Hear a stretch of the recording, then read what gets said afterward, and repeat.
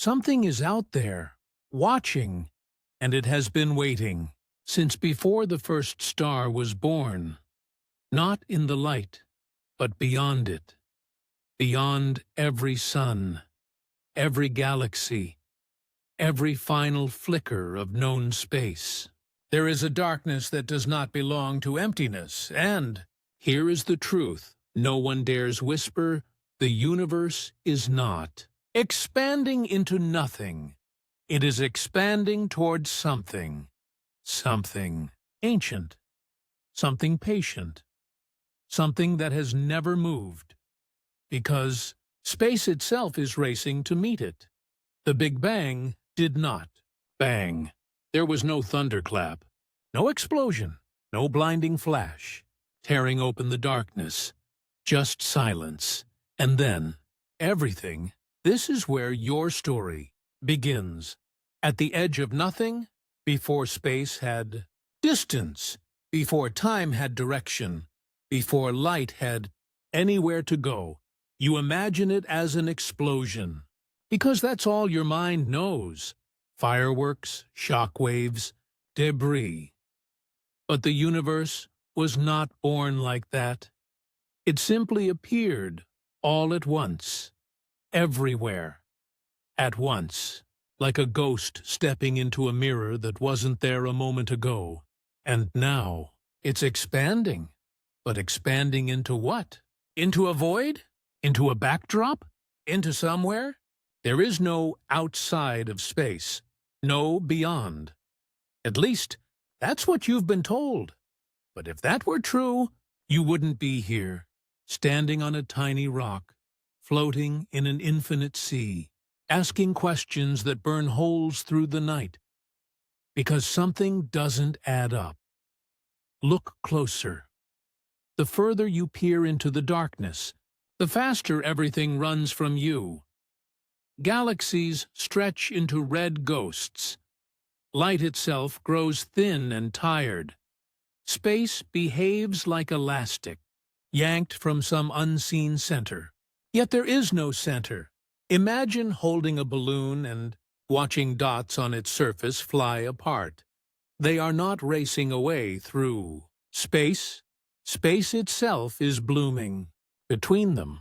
But what lies beyond the balloon's skin? Why can't you see it? Why can't you even point to it? Because you are trapped inside. Inside an expanding prison with no walls. A cosmic bubble with a horizon you can never reach. A darkness that grows, yet has no edge. And yet, your instruments whisper something unsettling. Something is tugging.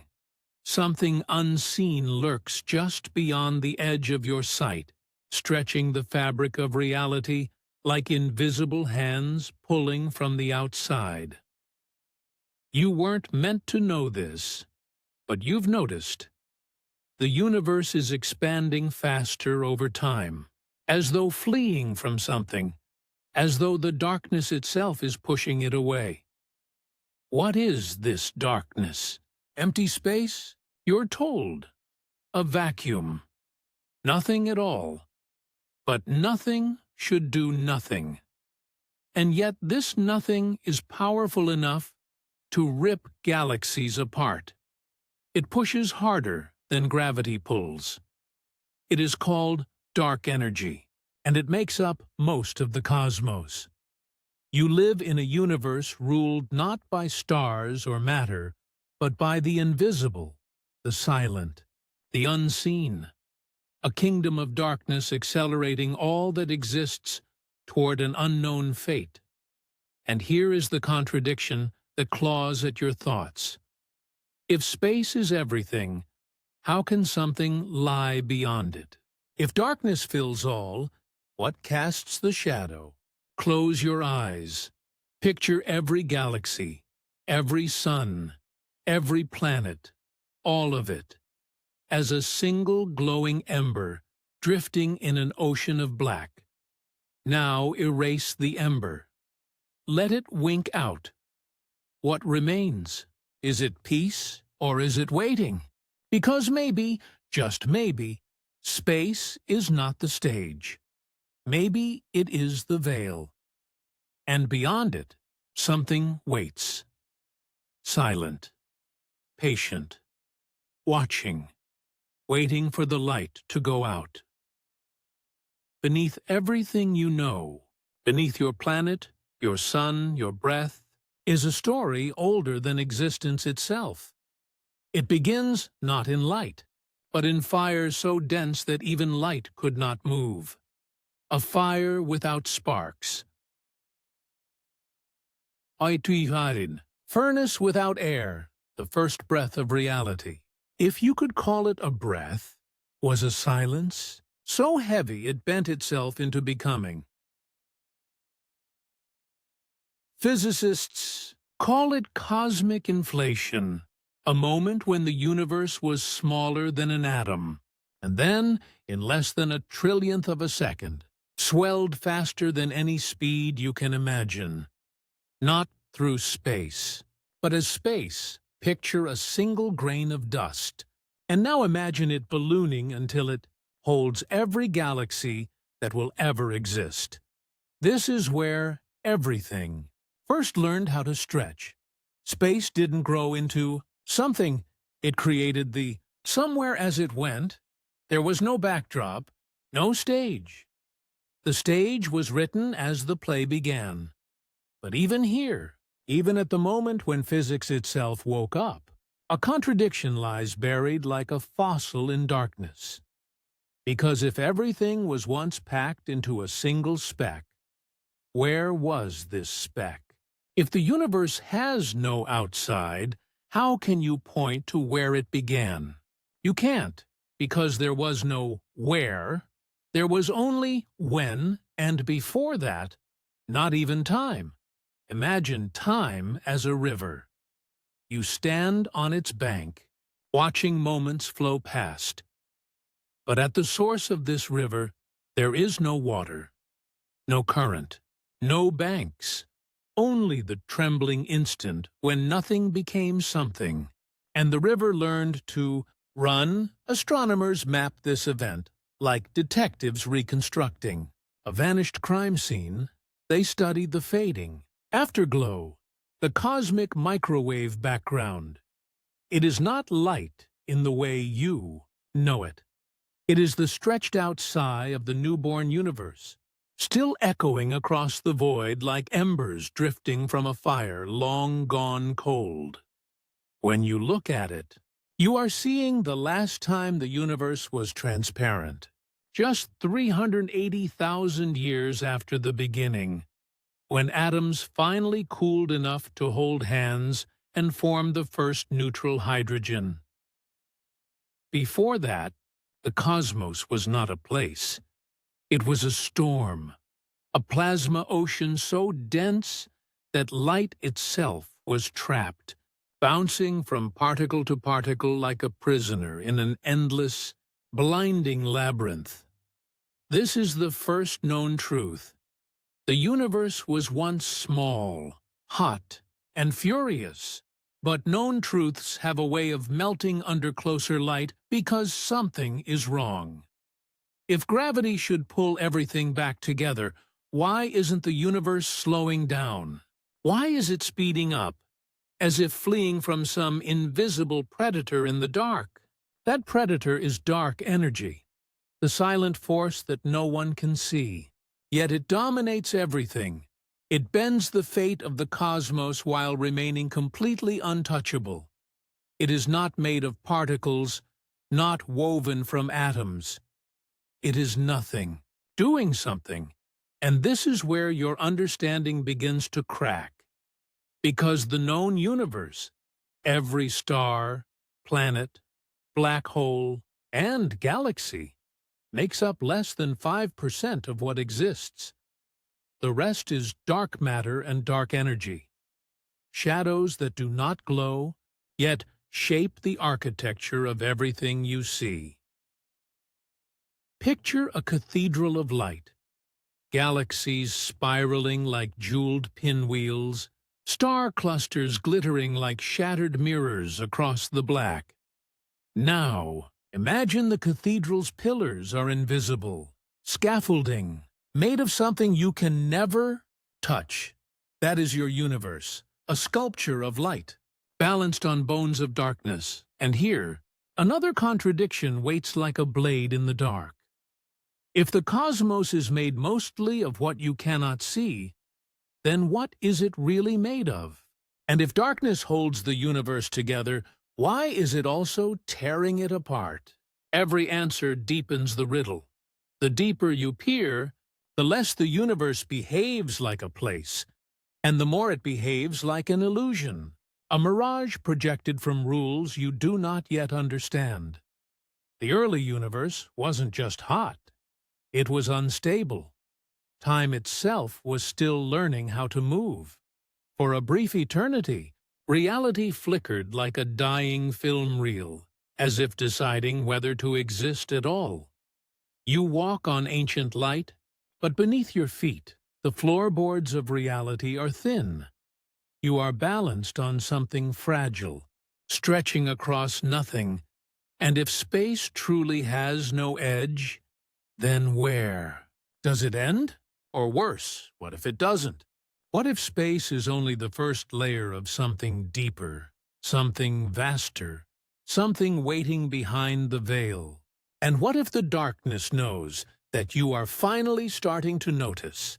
You've followed the light as far as it goes. Now you must step into where light cannot follow. Because, hidden inside the universe's glowing skin air fractures, places where the known laws of physics peel back like burnt paper. They are not just distant, they are fundamental. The bones of reality, cracked. The first fracture is a point, or rather, the idea of a point, something infinitely small that contains everything, a gravitational singularity. At the heart of every black hole lurks one of these. Impossibilities, mass collapses into zero. Volume, density becomes infinite. Space and time, the twin pillars of existence, stop behaving like anything at all. Here, gravity does not bend space, it erases it. The river of time does not flow. It falls straight down and never comes back. This is not just theory. It's a scar carved into the fabric of the cosmos. You can see its silhouette, a black sphere, where even light has surrendered. And yet, this is where your universe may have begun. A singularity, not at the end, but at the origin. The seed of everything. But how can the beginning of all space exist at a single point within space? This is the first paradox, and it haunts every physicist like a shadow at the edge of their mind. Some whisper that the Big Bang was not the beginning at all, but the aftermath of something older, something hidden behind the first flash of creation. Imagine two mirrors facing each other, and a single spark between them. The spark multiplies, bouncing forever, each reflection creating new reflections. Some scientists wonder if the universe itself is just one of those reflections, a single frame in an infinite hall of cosmic mirrors.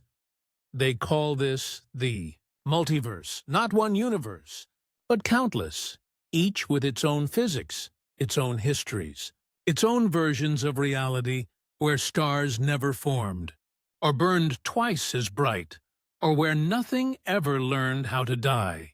If this is true, then you are not standing at the center of existence. You are standing on the thin shell of one bubble in an endless frothing ocean of bubbles, universes, blooming and collapsing like breath on glass. But this only deepens the darkness, because if there are infinite universes, then why this one? Why you? Perhaps there was never choice. Perhaps existence simply wrote every possible version of itself and left you to wander inside one of them. A single dream among infinite sleepers. Still, the paradoxes grow. Time itself refuses to behave. You think of it as a river, but at the smallest scales time is not smooth. It jumps. It flickers. It becomes granular, like sand slipping through invisible fingers. At these scales, the laws of quantum mechanics rise like ghosts from the void, particles, appear from nothing and vanish back into it. Cause and effect blur. The arrow of time shivers. Some theories whisper that time does not move at all. Imagine reality as a film.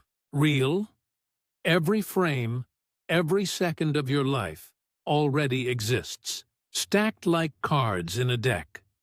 Your consciousness is simply the light sliding across the frames, giving you the illusion of motion. This is called the block universe. In this view, the future is not unwritten. It is already there, waiting for you like a room you have not yet entered. But if every moment is fixed, then what is choice? What is change? What is now? And if time does not flow, why does it feel like it does? This question splits the minds of scientists and philosophers alike. Some claim consciousness itself creates the illusion of time, that your mind is the projector and reality is the film. Others argue something stranger, that time is not a line at all, but a loop. In this vision, the universe curves back on itself, a closed time-like curve where the end and the beginning are the same place. Imagine walking forward forever and arriving at your own birth. Imagine lighting a match and realizing the spark that lit it came from its own future flame. It sounds impossible, yet the mathematics allows it. And deep in the spinning throats of black holes, where gravity twists space into knots, time loops might not just be theory. They might be real. If they are, then causality, the idea that cause comes before effect, begins to rot. A universe where cause can be its own effect. Universe without anchors. Reality would not just be strange, it would be circular. And if time is circular, what if the universe is too? What if the end has already happened, and you are just catching up to it? You sit beneath the stars, thinking you are looking out, but the truth is far more unsettling. You are looking into the mind of something so vast and so silent that your entire species is less than a passing thought inside it. And now you know too much to feel safe. Because if time is not a river, if it does not flow, but simply is, then every moment of your life, your first breath, your final heartbeat, already exists, crystallized forever like insects in amber. You are not moving through time. You are pinned inside it. And that means nothing you do can ever be undone, nor can it truly be done. If time is an illusion, then everything you've ever done might have already happened infinite times before. Every choice of performance in a play whose ending is already written, you tell yourself, that makes you small. But the truth is, worse, it makes you trapped. Worse still, the universe does not notice. It does not care. Stars die screaming, and no one listens. Galaxies burn for billions of years, and no one applauds. And here you are, a fragile mind on a wet stone dangling in the cold, trying to convince yourself that your life has meaning while surrounded by endless, devouring silence. But what if the silence is not empty? What if it is aware? What if the universe is alive and you are just stone of its fleeting thoughts? Consider this. Your brain is made of stardust, atoms forged in the deaths of ancient suns. You are the universe trying to understand itself, a neuron firing inside an immeasurable mind. And maybe minds dream. Maybe they forget. Maybe they wake up. What happens when this one does? What if your existence is only the flicker of its dream, and the moment it wakes, you vanish? You were never meant to hold this thought. It is too heavy, too wide. It bends the architecture of your mind like gravity, bending light. And still, it grows heavier. Because if the universe can think, then maybe it can change its mind.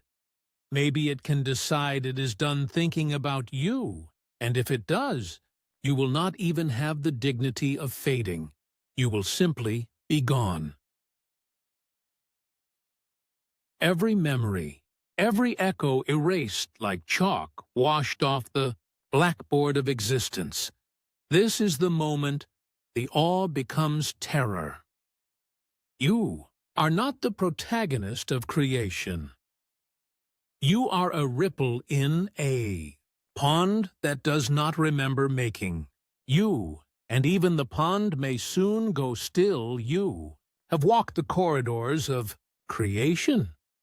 You have touched the edges of time and peered through the cracks where reality frays into silence.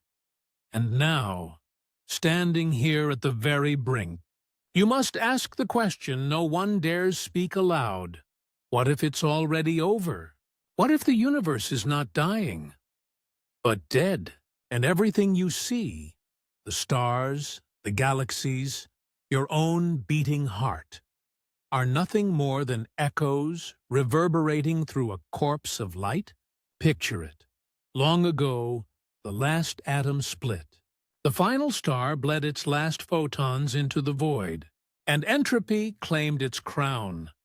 But the information, the pattern of existence, remains a fading hologram still projected on the dark. Even though the projector has gone cold, this is not fantasy. It is the whisper of the heat death of the universe, a future where time stretches so far that even decay forgets how to happen. Maybe you are already there. Maybe this moment, this thought, this breath, is just the last flicker of awareness trapped inside a cosmic afterimage. And what if it's not just the end of matter, but the end of time itself? Imagine the river of time freezing solid. Every moment that ever was, locked forever in a vast crystal lattice.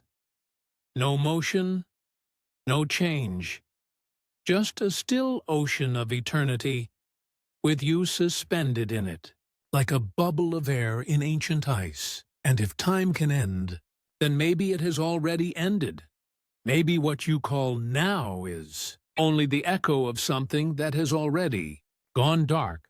But there is another possibility, one so vast it shatters even fear. What if the universe is not dying, but shedding its skin? What if the darkness beyond space is not an end, but a doorway? Perhaps every universe is born from the collapse of another, a phoenix cycle of infinities, each one rising from the ashes of its own death. Perhaps the Big Bang was not creation, but detonation, the fracture of a previous cosmos collapsing under its own ancient weight. And maybe this is happening everywhere, all the time, forever. Galaxies collapsing like dying stars, each implosion igniting a new reality beyond the reach of the last. If so, then the end is not a grave. It is a womb. And here is the most haunting truth of all. If the multiverse is infinite, then somewhere out there, Another version of you is standing beneath alien stars, asking this exact same question. Is this all there is? And maybe they are wondering about you. Maybe the universe is not a place, but a conversation between countless versions of itself echoing across eternity. And when the last word is spoken, when the final spark fades, when every star goes dark, maybe the silence will not be silence at all. Maybe it will be an answer. Or maybe it will be a question, so vast it becomes the next universe. And you will awaken inside it, never remembering that you were here, because perhaps nothing is truly gone. Perhaps the darkness is not the end, but the beginning we have not yet learned to see. You have crossed the void. You've stood at the mouth of creation, touched the bones of time, and stared into the cold machinery that makes stars burn and souls wonder. You've seen the universe not as a map of distant lights, but as a living riddle, a labyrinth of fire and silence woven from questions older than memory itself. And still, nothing has answered you. The singularities, the time loops, the multiverses, the echoes of dead stars, they've revealed their scars, but not their meaning. You came searching for truth. Instead, you found a mirror. Because the more you unraveled the cosmos, the more it began to resemble you, fragile, fleeting, aching to understand itself before the dark closes in. And maybe that is the point. Maybe the purpose of the universe was never to give you answers, but to give you wonder, because wonder keeps the fire lit. Wonder keeps you reaching for what lies beyond sight, beyond logic, beyond fear, and now the story belongs to you. So ask yourself, what will you do with everything you've seen? Will you look away and return to your orbit of small certainties? Or will you keep staring into the dark until it blinks back? Somewhere, a star is dying. Somewhere, a galaxy is being born. Somewhere, another version of you is standing under alien skies, asking the same question echoing now in your mind. Why am I here? There may never be an answer, and maybe that is the greatest gift of all. Because if the universe has no edge, then neither does your curiosity.